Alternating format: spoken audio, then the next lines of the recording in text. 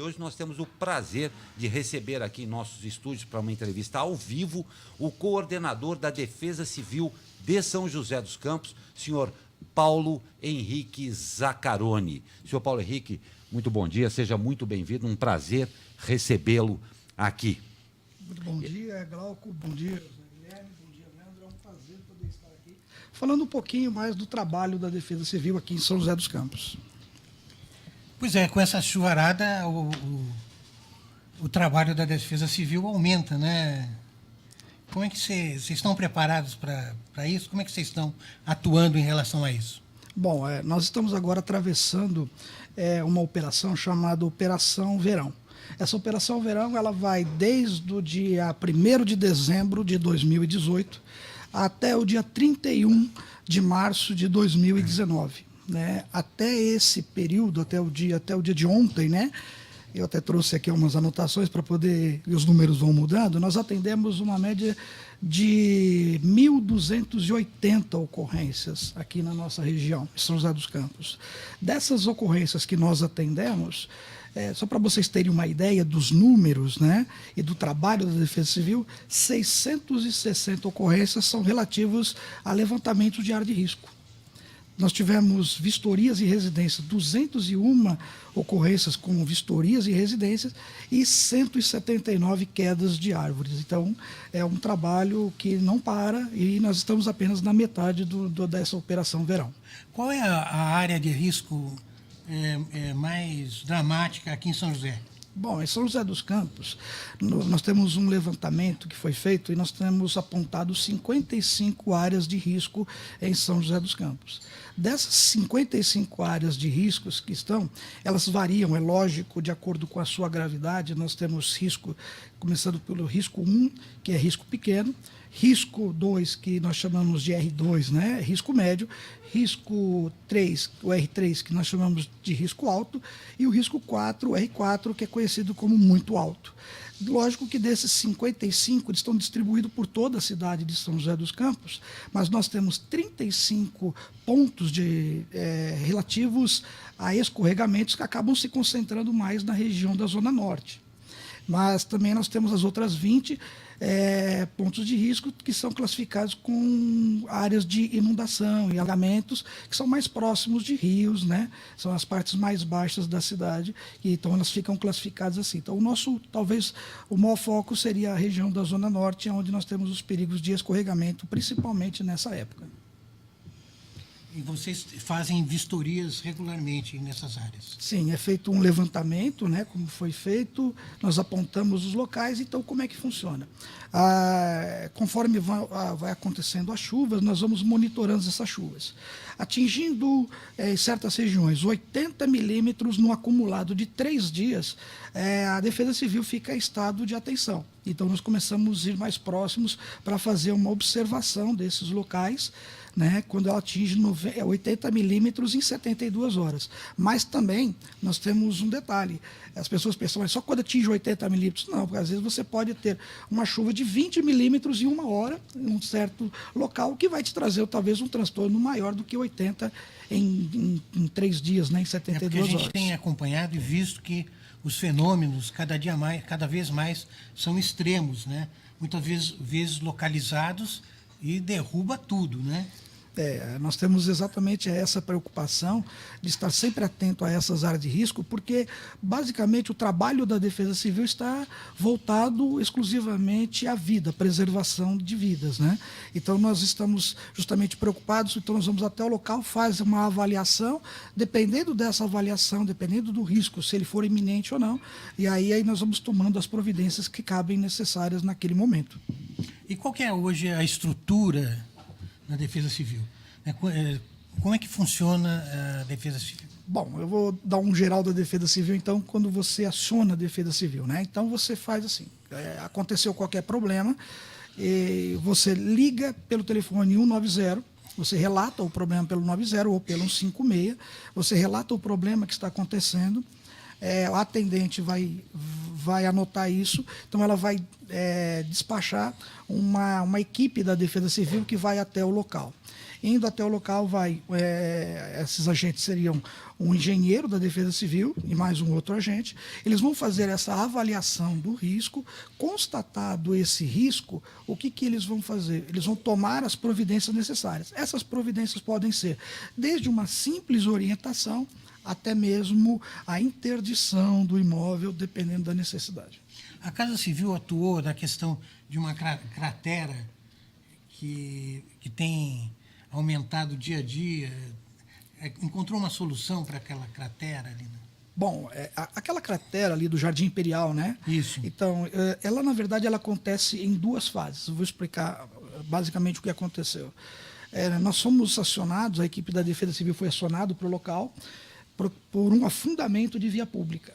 Chegando no local, eles constataram que houve sim o afundamento da via pública e colocava em risco mais duas residências. Duas residências, então, as famílias foram retiradas do local, das casas, as casas foram interditadas. Então, foi feito o trabalho para sanar aquele problema, o problema foi resolvido. Uma semana depois, a equipe da Defesa Civil foi acionada para o mesmo local e aí pôde constatar que a cratera retornou. Com o retorno dessa cratera, também observamos que mais 4 casas, agora do outro lado da rua, também foram colocadas em risco.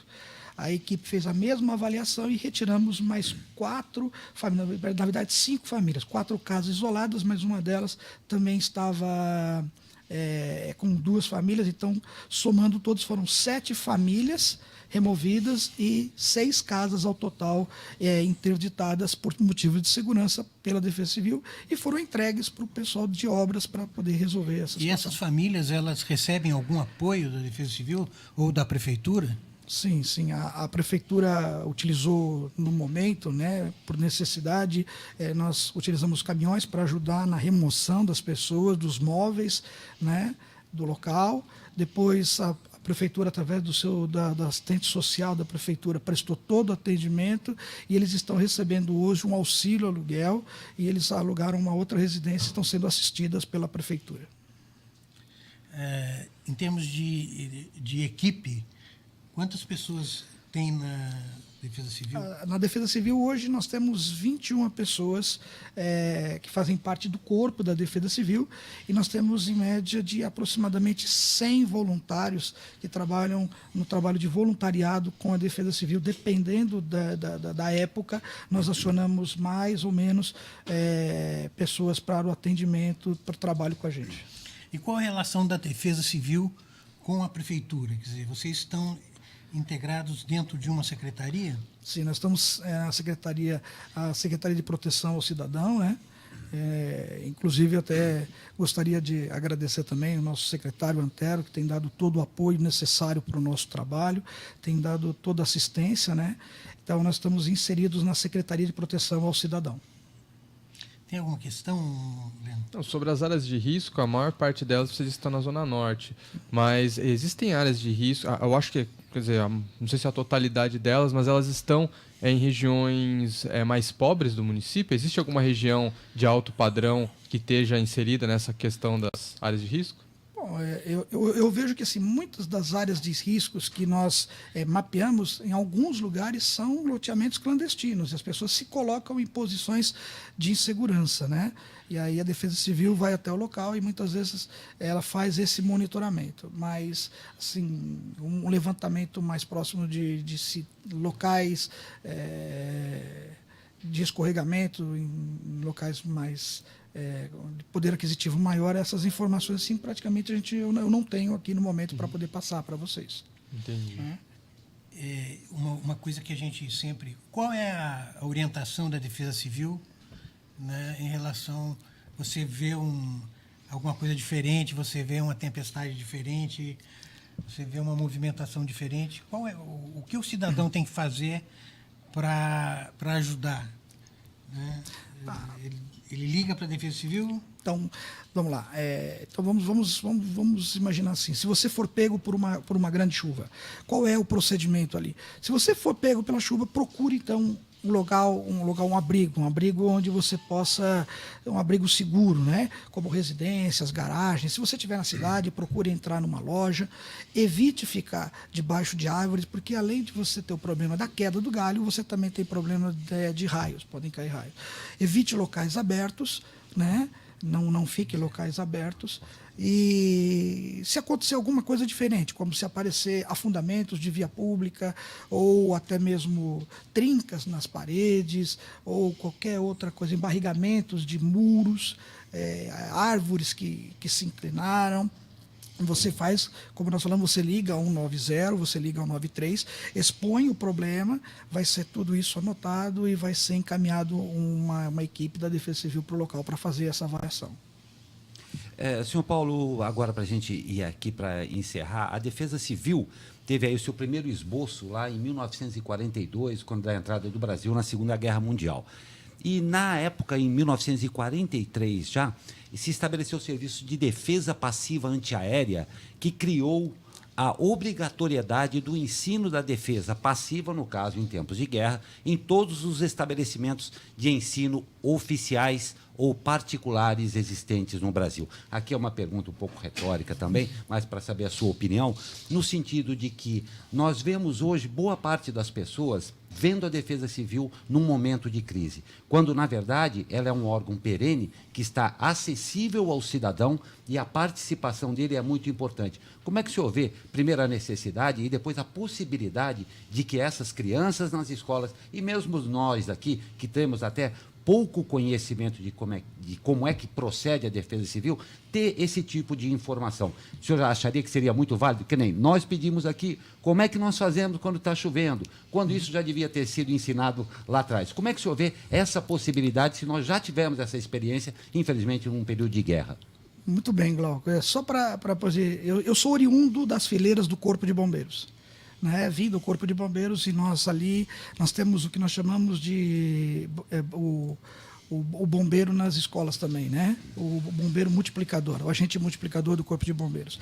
E nós temos também um trabalho parecido também na Defesa Civil, que é a Defesa Civil nas escolas. Nós vamos até as escolas, fazemos palestras e nós vamos passar para essas crianças, já é um trabalho feito há muito tempo, para as crianças, em caso de emergência, quem que eu chamo e por que eu chamo e como que eu chamo, para evitar justamente trotes, brincadeiras, que acontece muito, né? No Corpo de Bombeiros, em 30 anos eu atendi muito trote, né? E depois a gente começou a fazer esse trabalho de conscientização da população, começando pelos pequeninos, né? E aí a gente começa a perceber que as coisas começam a mudar.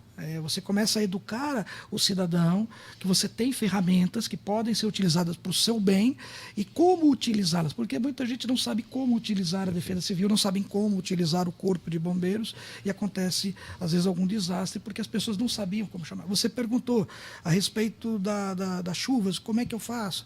Então, essas informações básicas nós passamos em palestras para as crianças, para você ter um público maior atendido por essas informações, por caso de necessidade, às vezes as crianças mesmo falam, mãe, não pode ficar aqui. Eu aprendi que, olha, vamos correr para outro lugar, mas vamos debaixo da árvore. Que já aqui somos não uma chove. geração que estamos aprendendo com as crianças também. Exatamente. Né? Nós costumamos dizer que não sobrevivem os mais fortes, sobrevivem os mais preparados. Né? Os mais preparados são aqueles que vão sobreviver mais bem informados, exatamente. Porque se você tiver uma população informada, ela vai saber qual ferramenta ela tem para utilização num momento de necessidade. Perfeito. Senhor Paulo Henrique, um grande prazer recebê-lo aqui, de portas abertas ao senhor e, claro, a Defesa Civil. Cabe a todos nós nos informar também a respeito desse belíssimo trabalho que é feito por todos esses profissionais e voluntários que participam da Defesa Civil. Muito obrigado.